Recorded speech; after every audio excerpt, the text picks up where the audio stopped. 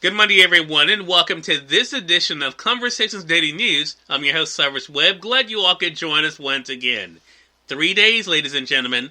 3 days left in the year that's been 2020. I know for many people that may be a little longer than you would like, but a brand new year is on the horizon, and more importantly, we have today. For today's program, we of course have your news headlines coming up. We have the Truth of the Day with Mary Ellen Ciganovich, and today in the Entertainment Spotlight, Dr. Ian Smith will be sharing some great tips to help keep you guys safe during cold and flu season. Enjoy today's broadcast. For Conversations Daily News, I'm Cyrus Webb with your Monday headlines, and we begin with this breaking news. Trump signs massive measure funding government and COVID relief. President Donald Trump has signed a $900 billion pandemic relief package, ending days of drama over his refusal to accept the bipartisan deal that would deliver long-sought cash to businesses and individuals and avert a federal government shutdown.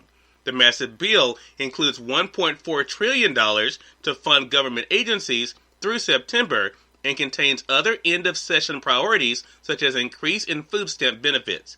The signing late on Sunday at his private club in Florida came amid escalating criticism over his 11th-hour demands for larger $2,000 relief checks and scaled-back spending, even though the bill had already passed the House and the Senate by wide margins. The bill was passed with what lawmakers had thought was Trump's blessing, and after months of negotiations with his administration, his foot dragging resulted in a lapse in unemployment benefits for millions struggling to make ends meet, and threatened a government shutdown in the midst of a pandemic. But signing the bill into law prevents another crisis of Trump's own creation and ends a standoff with his own party during the final days of his administration. It was unclear what, if anything, Trump accomplished with this delay, beyond angering all sides and empowering Democrats to continue their push for higher relief checks, which his own party opposes. In his statement, Trump repeated his frustrations with the COVID-19 relief bill for providing only $600 checks to most Americans instead of the $2,000 that his fellow Republicans already rejected. He also complained about what he considered unnecessary spending by the government at large. While the president insisted he would send Congress a red line version with items to be removed, those are merely suggestions to Congress. The bill as signed would not necessarily be changed. Democrats who have the majority in the House immediately vowed to prevent any cuts. Lawmakers now have breathing room to continue debating whether the relief checks should be as large as the president has demanded. The Democrat-led House supports the larger checks and is set to vote on the issue today, but is expected to be ignored by the Republican-led Senate, where spending faces opposition. In Mississippi news, the Mississippi State Department of Health reported 1,365 new COVID-19 cases and 41 additional deaths on Sunday. There have now been 206,388 COVID-19 cases reported and 4,606 coronavirus-related deaths in the state of Mississippi since March. In more national news, Nashville police ID man in bombing case. Nashville police say a Tennessee man named Anthony Quinn Warner is under investigation in connection with the Christmas Day bombing that rocked downtown Nashville. Metro Nashville Police Department spokesperson confirmed Warner's identity on Sunday. Federal and state investigators are trying to determine who set off a bomb inside a recreational vehicle Friday morning, injuring 3 people and damaging more than 40 businesses. They are also working to identify human remains found at the scene. In sports, Naomi Osaka is the Associated Press Female Athlete of the Year. With tennis, like so much of the world, shut down because of the pandemic, Naomi Osaka found herself with time to read and think. And while she won the U.S. Open for her 3rd Grand Slam title, she also stood out for speaking out about racial injustice and police brutality. Osaka was selected by the Associated Press as a Female Athlete of the Year, and results revealed on Sunday after a vote by AP member sports editors and AP beat writers. And finally, in entertainment news, Wonder Woman 1984 debuts with pandemic best $16.7 million. Despite premiering simultaneously via streaming service, Wonder Woman 1984 managed the best office debut of the pandemic, opening with $16.7 million over the Christmas weekend, according to studio estimates on Sunday. That's only a faint glimmer of typical business during the holiday season when cinemas are usually packed and box office receipts are among the best of the year. Last year, Star Wars Rise of Skywalker exceeded $32 million on Christmas Day alone, according to data from firm ComScore.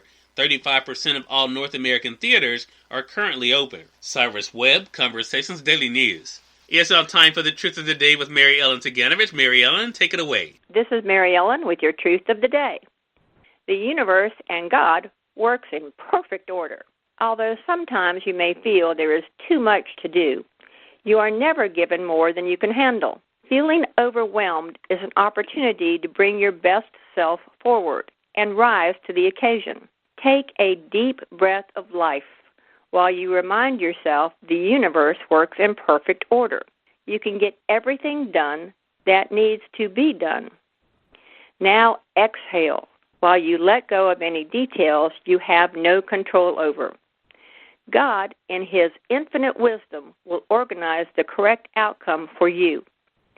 Anytime stress or anxiety begins to creep in, remember to breathe and let go of these negative thoughts. You might begin by making a list of what must be done. Note what needs to be done first and mark other things in order and ask other people to help you with your tasks. Today, exhale while you remember the universe and God works in perfect order. And remember, enjoy the day. As I mentioned, we're featuring Dr. Ian Smith in the Entertainment Spotlight today, right here on Conversations Daily News. For Conversations Daily News, I'm Cyrus Webb with the Entertainment Spotlight. Dr. Ian Smith joined me recently on Conversations Live, the radio show, to share some practical tips that all of us can use as we're combating not only COVID-19, but also cold and flu season. Here's a bit of our conversation. Dr. Ian, thank you so much again for the time. Really appreciate it. Cyrus, always good to be with you. Thank you. So before we get into what we can do to be able to show our support of doctors, I want to talk about personal responsibility for a moment, Dr. Ian, because one of the things you've done through your books for sure, like Shred, has been able to show us how we can take care of ourselves. So what are some of the best preventative measures that we can take at home to stay healthy during this time? Well, Cyrus, this is a really critical time for the entire country. We see cases surging in the pandemic, and now we're in cold and flu season. So it's important that people practice very simple preventative measures that we've been talking about for a long time. For example, if you're coughing and sneezing, do it into a tissue. If you don't have a tissue nearby, make sure you're doing it into the inside of your elbow to prevent the spreading of germs. Also, washing your hands is so critical. Warm water and soap, 20 seconds is critical. If you don't have a warm water and soap, use hand sanitizer. But these are methods that we know can help spread disease, and it takes all of us to do it. And people are going to have cold and flu symptoms this time of year. Things like cough, chest congestion, fever, headache, even a sore throat. And we know that there is no cure, Cyrus, for the common cold or the flu. But we also know that there is a way to get symptomatic relief. There are over-the-counter medications people can get, things like Mucinex DM 12-hour. These kind of products can help relieve your chest congestion. It can help control your cough. It can loosen the mucus and thin it out that's been giving you problems. Up for 12 hours. So people should use these medications, make sure they use them as prescribed by the manufacturer. It's on the box or on the bottle. And also, if symptoms do persist, always check with your healthcare professional to make sure that nothing else needs to be done. But these are important things for us, particularly as we are struggling with the pandemic and the surging cases. Cyrus Webb, Conversations Daily News. We thank you all for tuning in to this edition of Conversations Daily News. We'll be back with you guys on tomorrow with more news, Truth of the Day with Mary Ellen Ciganovich, and of course, your Entertainment Spotlight. Until then, I'm your host, Cyrus Webb, saying as always, enjoy your day, enjoy your life, enjoy your world. Thank you all for choosing Conversations Daily News today. Let's make it a great one.